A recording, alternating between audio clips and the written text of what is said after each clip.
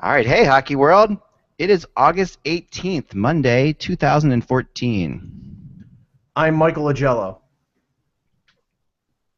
Oh, I'm Josh Rimmer. Yes, you are. And I am Eklund, and you're watching the Hockey Buzzcast on HockeyBuzz.com. Today with a very special guest, a woman I met at the Draft in Philly, and just really interesting, a great writer. Really, I'm always into the unique voices, and I thought Katie had a really neat, unique voice. This is Katie Brown. She is a staff writer for the District Sports page covering the Capitals. And, Hello. Hey, Katie. Also, the co-host of Girls Just Want to Have Puck the Girls Just Want to Have Puck podcast, you can follow Katie on Twitter at Katie_Brown47. Why 47? Well, my name it might be a little bit common. Brown, maybe, yeah. So I had to pick a number, and for some reason 47 is a number that reoccurs in my life because prime numbers. Yeah, there you go. Nice. Yeah. So we've been going through the teams, Katie, and and we've had many times throughout this whole conversation when we talked about the Metro Division and stuff like that, the Caps have come up, and I'm a big Barry Trotz fan, have been for a long time. This season has to feel a little bit different, and I'm trying to figure out how it feels to a person like you who has been around the team, who's covered the team for a while now. So how does it feel going into this year, just your overall perception? I guess you would say it feels different because I feel like Barry Trotz knows what he's doing. Right. Well, because the last few coaches have all been kind of rookie coaches, and they were kind of learning on the job. And Barry Trotz, he has a plan of how he wants things to go, and he's already implementing it. So I mean, he even organized development camp, and he'll probably be organizing rookie camp. So he wants everything to be on the same page. Yeah, it's interesting to bring in a coach who's had such longevity. Obviously, he knows that this is not her forever. This is not probably Nashville. He's got to make things work in less than 15 years in Washington or else. Yeah. But yeah, he's to me, when I think of the Capitals for those last several years, it's felt like one short-term plan after another, and this feels like the beginning of a long-term plan. How patient can this organization be, do you think?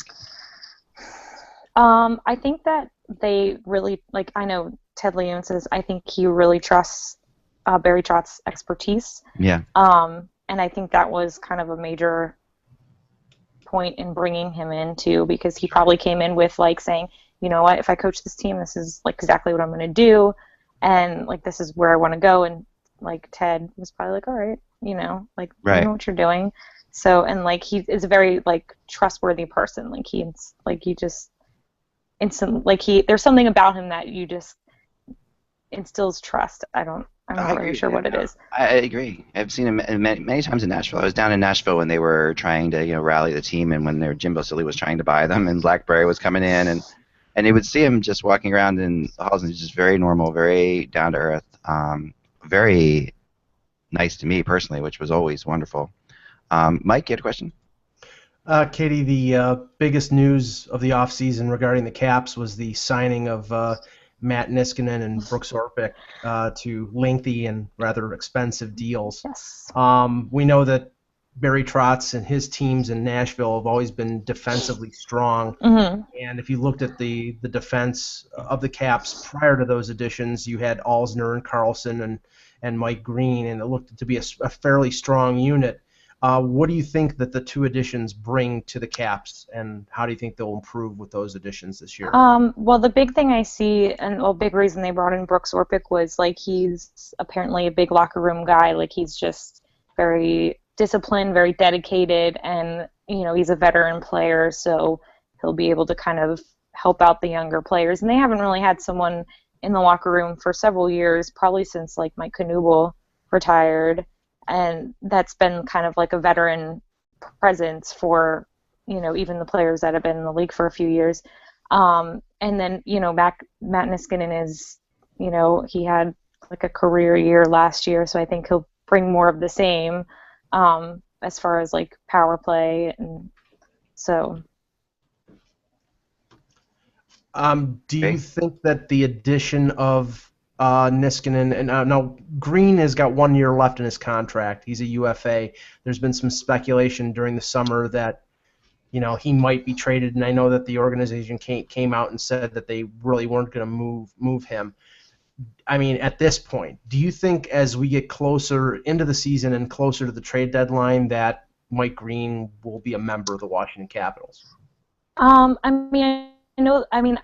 somewhat trust them when they say, "Oh no, we're not moving Mike Green," because but the subtext there could be like, "We're not planning on trading him," and then the context could be like, "Unless something comes along that is, they can get something in return." Because honestly, like when he was, when the defense was bad and the team was bad, and he was getting a lot of criticism over, his play. And people are like, trade him, but his value is not as high as you would expect. So I think that depends on if they decided, we really don't have room for him, and there was like a very attractive offer made, then they might. But I don't think unless something comes along, I don't think they're planning on doing that.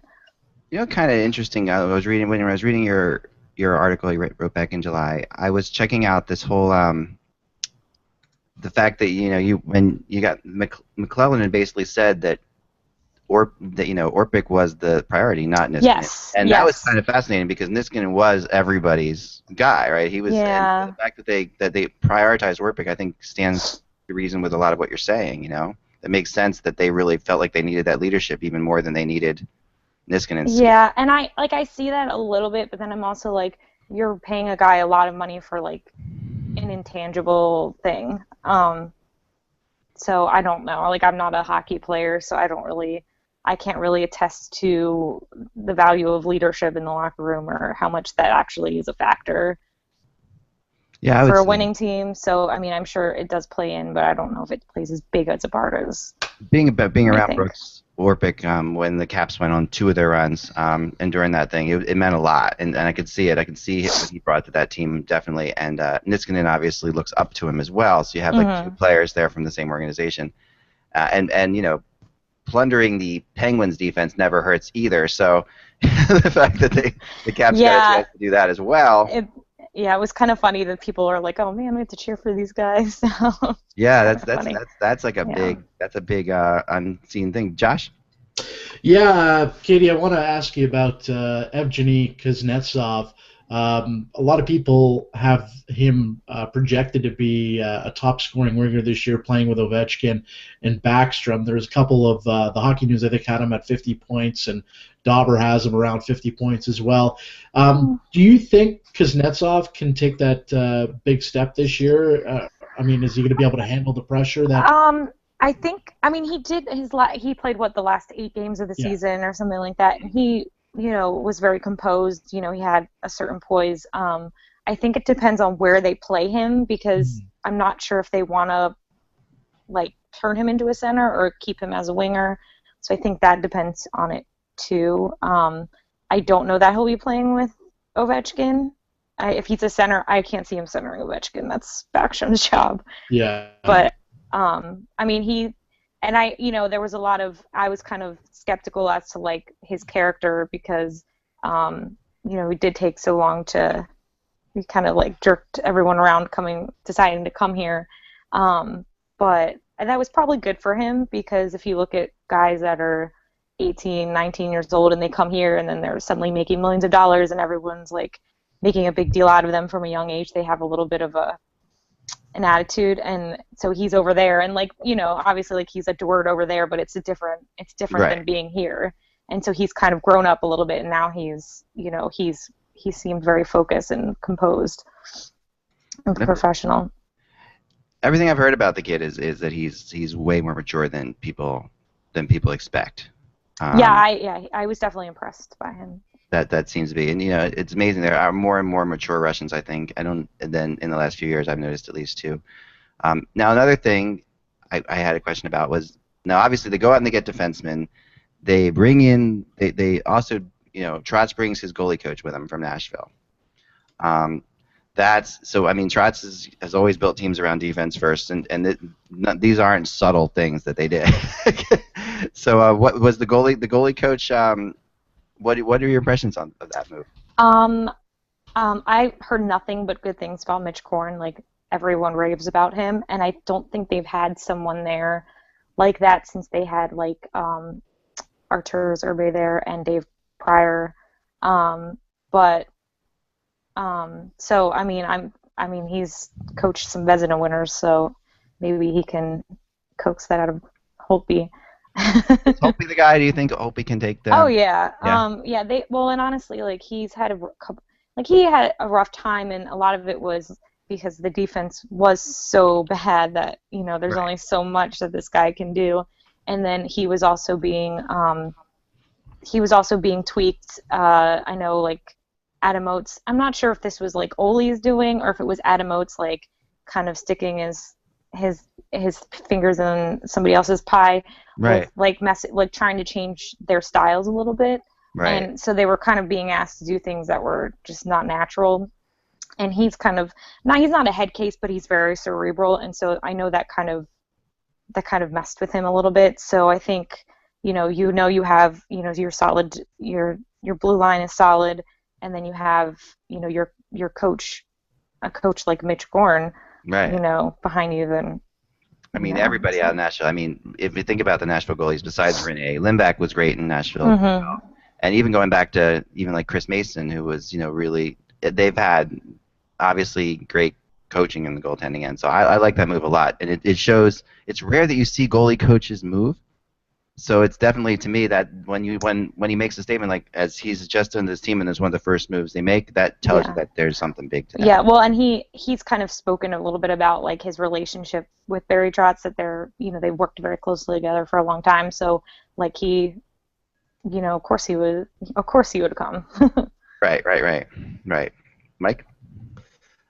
Katie, a couple years ago, Mike Ribeiro was an addition that really helped out the Caps, especially on the power play and as a number 2 center. He walked as a free agent, and they bring in Mikhail Grabovski last year, which was not as much of a success. I mean, at this point, from what you just said to Josh, it looks like they may give Kuznetsov a shot at the number 2 center. But yeah. I mean, what about Brooks Laich? Because I know that he had played center a little bit, but he's had a lot of injury problems. What are the expectations of the organization for Brooks Laich? They've always been 100% behind him. They've always had the confidence that he would be healthy or stay healthy, and he could be the type of player they want him to be. I'm not so sure that anything I say is going to sound really bad, but they had him. This was Adam Oates too. They had him playing with Troy Brouwer on the second line, and that was one of they were terrible together. But I think Brooks Laich is a very good utility guy. Like, he can kill penalties, he can block shots. He can play two ways. But I don't know if he's the second line center that they want him to be. Right. So. And I guess we'll see if he stays healthy, because he gets frustrated too, as much as anyone, that he's not healthy. So. Now, it wouldn't be complete if I didn't ask a question about Alex Ovechkin. I mean, he scores over 50 goals. He's one of the best forwards in the league, but that big minus that he had, and I don't care if you're a Corsi analytic person or if you're minus 40 or close to minus 40 and you've scored 50 goals, something is not right.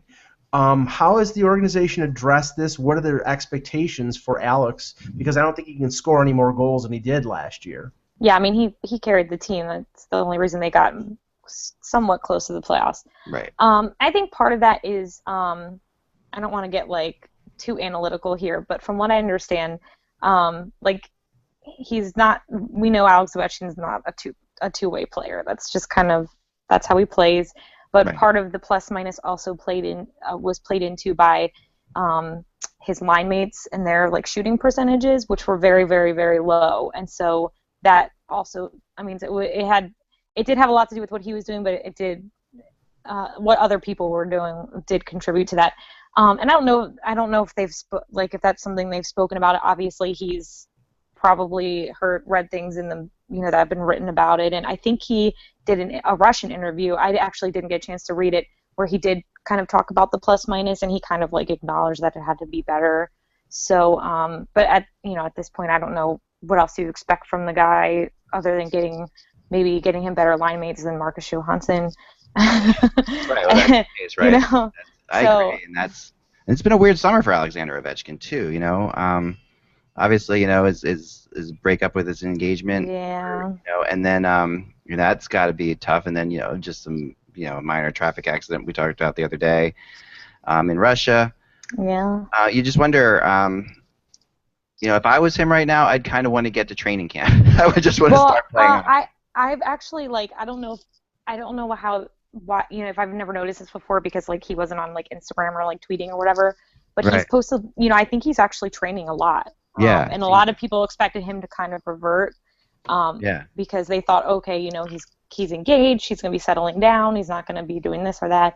But it might actually be beneficial for him just to be more focused on his fitness and whatever coming into training camp. So it might be a good thing.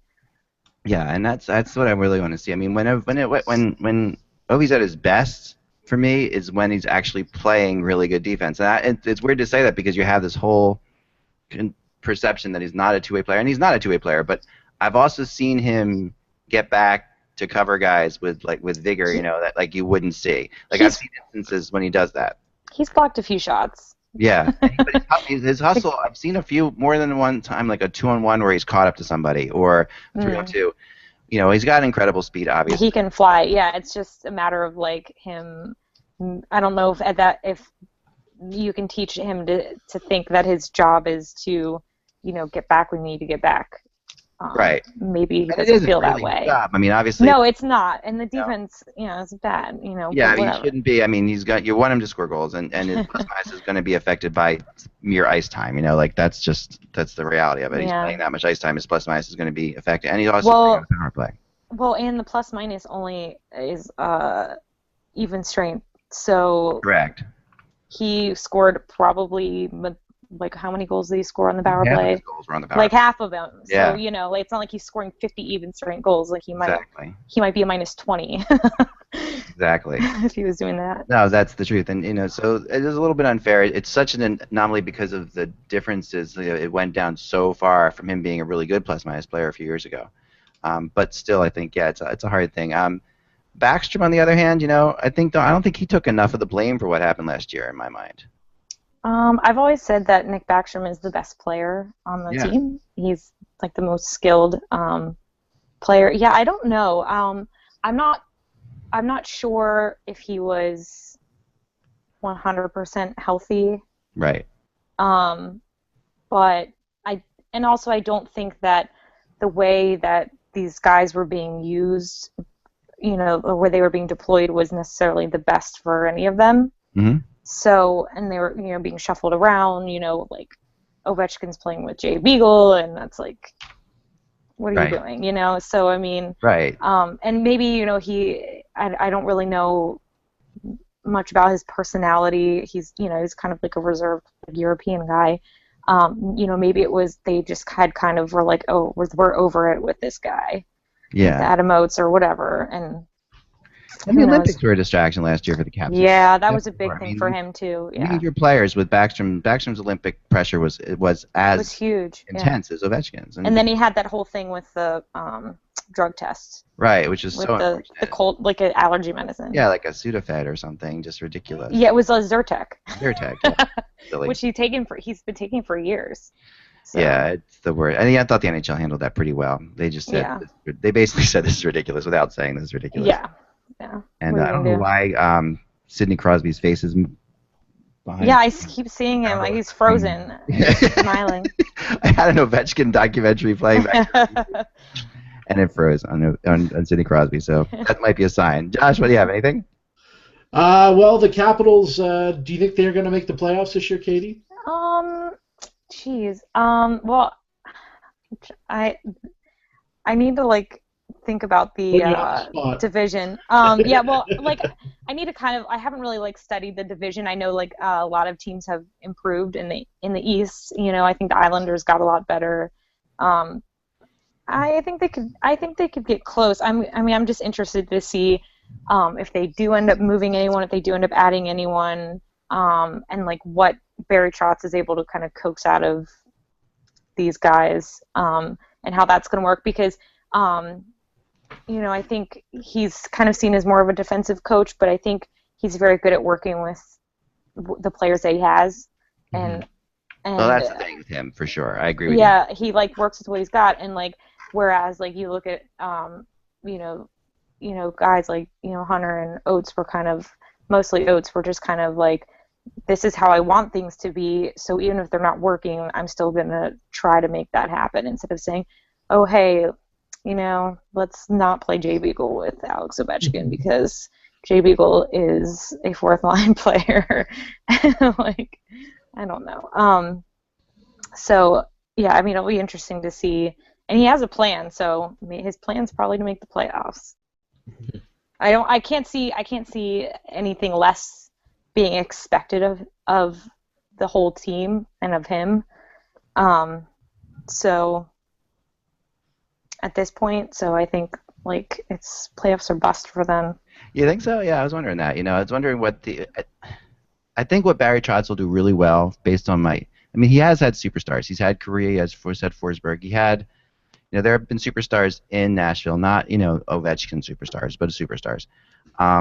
And what I think he does particularly well, in my opinion, is make everybody feel sort of the same.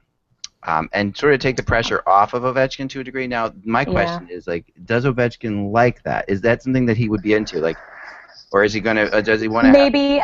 Maybe. I don't know. Honestly, I know Adam Oates went out of his way to be like, a mentor or a friend to Alex Ovechkin, and he did build a good relationship with him, but that may have been at the detriment of that's something like other guys on the team saying, oh well, these guys are besties. Right, we don't score 50 goals. I guess he doesn't like us. Yeah, exactly. So, but I do like that he's kind of like everyone's the same. Yeah, I think that is his thing, and hopefully that works. That can work either way. Some superstars like that. Some superstars don't like that. Well, at this point in time, maybe Ovechkin will benefit from that because the spotlight is constantly on him, like and so if he's being singled out, like obviously everyone knows what kind of a player he is that plays with him.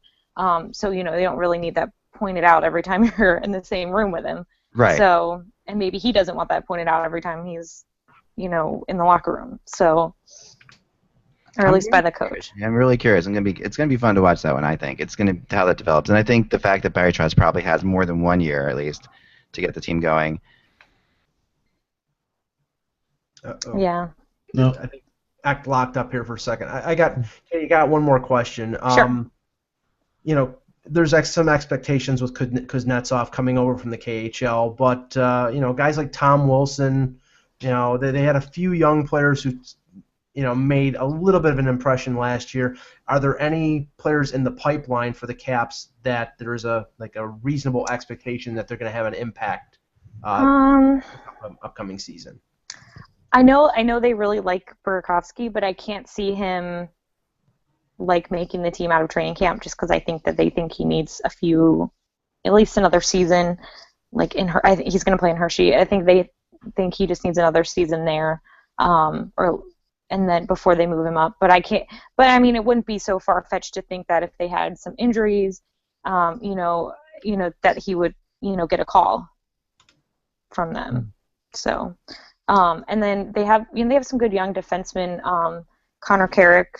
He was kind of in over his head a little bit, but I think another season in Hershey will be good for him. And he's an extremely smart kid. He knows the game like amazingly well for such a young kid. So he's a super scholar of the game. Yeah, he's cool. Yeah. He'll talk and talk and talk and talk and talk. I remember after he scored his first goal, he probably stood there and talked to reporters until they were like, all right, you got it, it's time to go. Like he was just going on and on. He loves to talk. That's great.